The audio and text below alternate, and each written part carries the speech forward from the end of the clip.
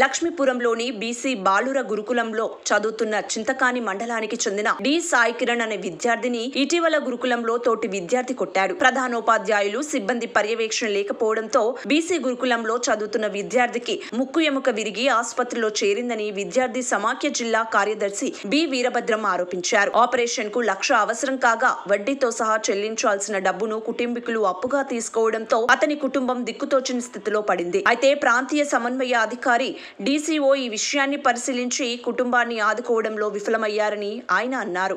విద్యార్థుల మధ్య జరిగిన ఘర్షణను కప్పిపుచ్చేందుకు సాయి కిరణ్ కింద పడి ముక్కు ఎముక విరిచినట్లు రాతపూర్వకంగా ఒప్పుకోమని ఇంటి యజమాని ఉపాధ్యాయుడు బలవంతం చేశారని వీరభద్రం ఫిర్యాదు చేశారు.